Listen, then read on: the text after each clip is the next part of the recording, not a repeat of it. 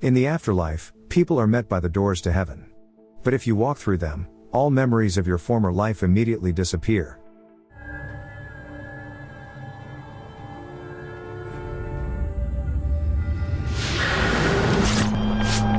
An unknown man wakes up in the middle of the vast desert. He does not understand who he is or how he got here. Suddenly he notices several armed men chasing an old man. The confused man runs up to the old man and tries to ask him where he is, because he used to live in New York, and this is the only thing he remembers. The old man does not explain anything, but asks him to tell everybody that he got out and to find number 554, after which he passes out and never regains consciousness again. The man makes the long trek across the desert and finds himself in an extremely mysterious town. All the people he meets in the town have no names, only numbers. They all claim that they are in the village and that nothing exists outside of it. Suddenly the man notices that someone is following him. He hides from his pursuers, after which he finds the girl 554 and gives her the message from the old man whose number was 93. 554 is startled by the stranger's appearance and pretends not to know anything about 93's affairs. The man is caught up by his pursuers after all. Number 2, the head of the village, explains to him that the man is number 6 and that he has always lived here. Number 2 demands that he explain what 6 was doing in the mountains. 6 is confused, he doesn't remember anything and just wants to go back to New York. That's not possible. There is no New York. Number 6 returns to his house. He looks around town and notices that everyone in the village knows him. He is still trying to find his way out of town, but even the maps don't show anything but the village. Amidst all the strange inhabitants, number 6 nevertheless finds friends. He communicates with girl 313, a doctor at the local hospital, and taxi driver 147. One day he notices 2 huge towers in the distance, which are obviously outside the village. Number 6 returns to the desert, where he suddenly remembers how he met a charming girl named Lucy after his layoff. Number 6 sneaks into number 93's house to find out why he was being pursued. Unexpectedly, number 2 comes after him and proves again that nothing but the village exists and that 93 is just a crazy drunk. 93 found something, and if he can do it, I can. Number 6 discovers that 554 and the other residents are constantly having dreams about a past life that they can't remember. 93 had the same visions, who believed that all of the residents of the village were prisoners and wanted to get to the truth, for which he paid with his life. Number 6 goes to the cafe where 554 works again, but suddenly there is a massive explosion in the cafe. 554 is taken to the hospital, but before she does she manages to tell number 6 to go to the towers in order to get out. At the hospital, the girl 554 receives help leaving this world, as she has proven to be too dangerous for the leadership of the village. Number 6 heads toward the mysterious towers, but is knocked down by a huge white ball. The man loses consciousness and relives memories of his encounter with Lucy. Here's to forgetting. Some things. Number 2 drugs his wife daily with many pills, causing her to spend the entire time unconscious.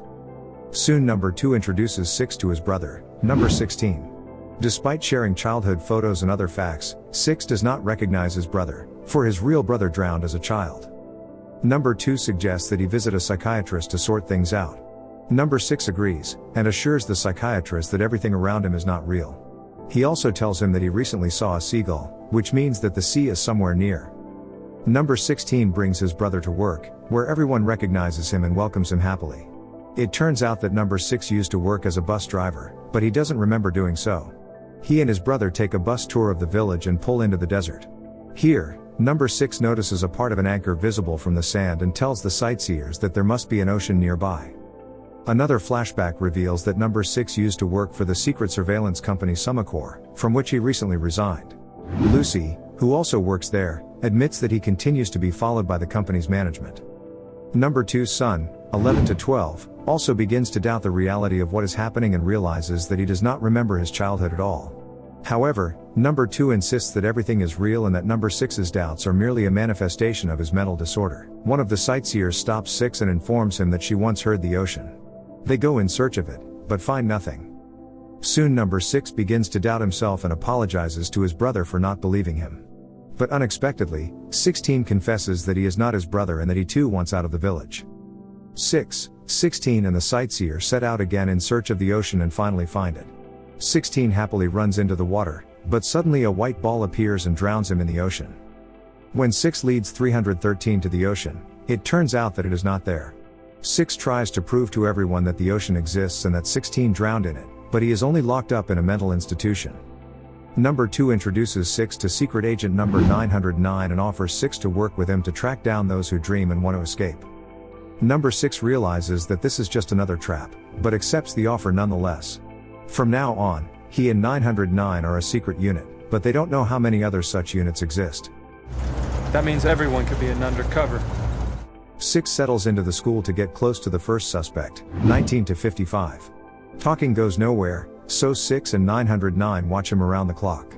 Through a small hole in the roof, they launch a camera into 1955's house. Suddenly he slits his throat in front of them, but they manage to save him. The secret unit comes to the conclusion that he really was a dreamer. Number 6 learns that 909 is also monitoring both him and 313.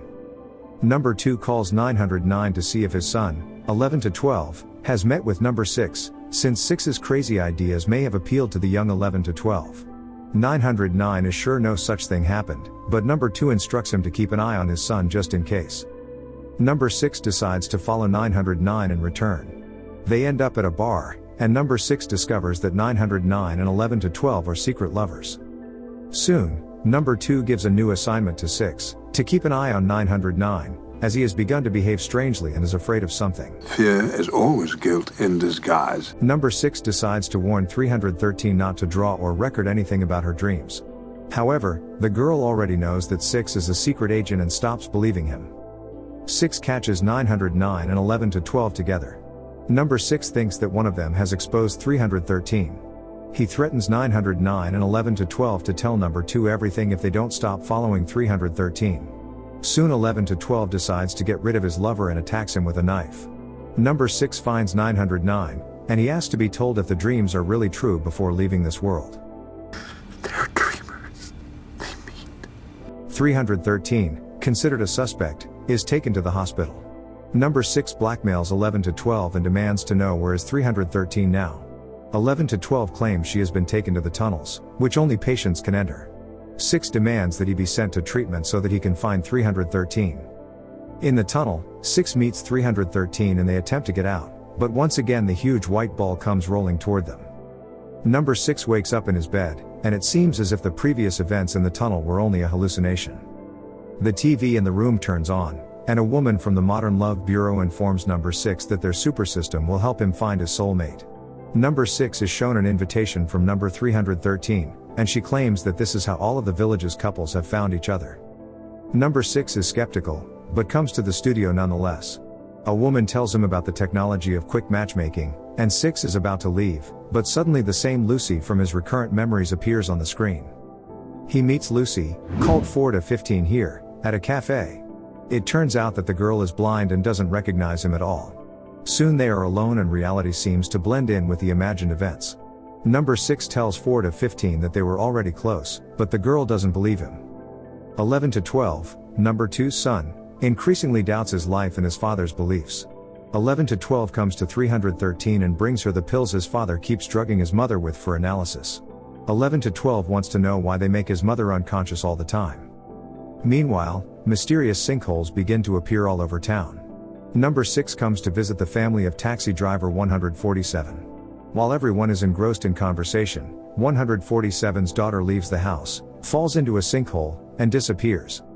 Authorities at the village convince people that sinkholes are a natural anomaly, and now everyone needs to breed pigs, whose breath will help prevent more sinkholes. People want something they can believe in, 6. 313 meets with 11 to 12 at a bar and tells him that his mother is being drugged with powerful sleeping pills, a hallucinogen, and some unknown drug. Number 2 learns that 313 also has dreams and makes her work for him, betraying 6, whom she is in love with. Each night, 6 and 4 to 15 are brought to the hospital, where 313 injects them with each other's genes. That the more there was gene similarity between people, the more they fell in love. The relationship with Lucy 4 to 15 once again unfolds in 2 parallel lives of 6, who in reality is named Michael. Number 6 proposes to 4 to 15, and soon guests gather at their wedding. 313 cannot accept this and suddenly kisses 6 in front of the guests. 4 to 15 realizes what has happened and runs away, but soon the same mysterious ball appears in her path. 6 catches up with 4 to 15, and she confesses that her name is really Lucy, and that number 2 sent her to break 6's heart on purpose. 4 to 15 jumps into the black vortex, and at the same moment there is an explosion in 6's memories, which results in Lucy passing away. 6 is overwhelmed with rage, believing that Lucy's demise was set up by number 2. The rage spawns 6's doppelganger, Double 6. Number 2 admits to his son that he himself sometimes doubts the reality of what is happening, but continues to believe in the village. Where is the village? Inside. It turns out that the village is a figment of the imagination of 1112's mother, who created it for her son. That's why she has to sleep and dream all the time. Number 2 suggests that her son wake up his mother and spend the day with her to find out the truth. Double 6 visits 313 at night, but she soon turns him away. The next day, 6 begins a conversation with 313, unaware of his double's nightly visit. The girl resents 6 for pretending nothing happened. 6 meets 147, but he quickly leaves because he doesn't want to fight with him again. 6 realizes that something strange is going on. He walks into the store and finds that his double has managed to fight here as well, in addition to buying a knife for some reason. Meanwhile, more and more people from the village appear in 6's memories of his past life, and their relationship begins to become mysteriously intertwined. 6 meets his double and confronts him. He now realizes that Double 6's main goal is to destroy number 2. I am who you were intended to be. I am vengeance. However, it turns out that Double 6 is only a hallucination of 6, and doesn't really exist. Number 2 goes for a walk in the village, posing as his own double, while 11-12 stays in the house alone with his mother. Nobody ever said that dreaming would be such hard work. 1112's mother walks through the village and notices that while she's awake, black holes start appearing everywhere. Her son suggests she go somewhere else. But his mother disappoints him. Only those who were not born here and who exist in another world can leave. However, the mother is convinced that the village should be sufficient for her son's happy life. 313 starts seeing more and more scraps of memories. She is found by number 2, who pretends to be a man without a number, and tells her that there is another place after all. However, 313 begins to question her desire to leave the village. 313 notices the mysterious towers in the distance and goes in search of the other place after all. Number 6 finds number 2 in a church, where he discusses the cruelty of the world. We make a new world, something human. As Double 6 attacks number 2 with a knife, number 6's mind takes over, and the doppelganger merges with his basic personality. 1112's mother takes her pills again and sinks back into sleep, for she is not supposed to be awake for long. 313 discovers the entrance to Sumacor's headquarters in the middle of the desert and goes inside. At the same time, Michael goes to Sumacor to find out the truth. There he realizes that all his acquaintances from the village are subjects he has been following while working for the company. Number 6 notices a bus with newcomers. He is surprised by the new residents, for it contradicts the universal idea that there is nothing outside the village. Number 2 claims that the village is expanding. He happily inspects the new houses and meets the newcomers. Number 6 is summoned to the hospital for mandatory tests. It turns out that number 2 has infected 6 with an incurable disease. He begins to suffer from a debilitating cough. You choose. This life or no life. Meanwhile, in New York, Michael is summoned to see a Mr. Curtis. Events in New York and in the village begin to run in parallel. Cab driver 147 in real life turns out to be the driver who takes Michael to Curtis. In the village, 6 tries to explain the truth to 147 and tell him about real life, but 147 doesn't believe him. They keep us here to control our minds up there. Despite feeling terrible, 6 doesn't give up and is determined to get to the truth at any cost. Number 6 meets with 11-12, who is sinking into a deep depression over self-identity issues, in a bar. 6 suggests that he abandon his father and flee the village, but 11-12 argues that he has nowhere to go and that he has important business left here. In New York, Michael arrives at Mr. Curtis's house and discovers that he is the number 2 from the village. Curtis introduces Michael to his wife Helen, a biochemist who studies the depths of the human mind. Helen suggests that there are many levels of consciousness and decides to find out how to get there. What if we could take with us all these broken people and let them fix themselves? Curtis and his wife decided that simple life values in a parallel life would help troubled people regain meaning in their real lives. And all of the village's residents, people who needed help, were found by Michael working at Sumacor. Helen became the first resident of the village. She has never-ending amazing dreams, and all the actions and thoughts of the residents of the village are in her mind. Helen and Curtis didn't have any children in real life, so they decided to settle in the village, too, where they fulfilled their dream. Thus, 11 to 12 is the only resident of the village who does not exist in real life. Meanwhile, 11 to 12 goes home and smothers her mother with a pillow, thus freeing the real Helen, who at this point comes to her senses. Number 2 prepares for 6's funeral. When he returns home, he finds his wife strangled and soon discovers his son hanged. Number 2 realizes that his perfect life is ruined and decides to hand over control of the village to 6, making him number 1.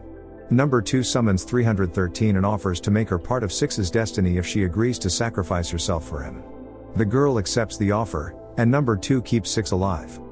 In New York, Curtis tells Michael about the plight of the people in the village. However, it turns out that none of them have voluntarily consented to such treatment.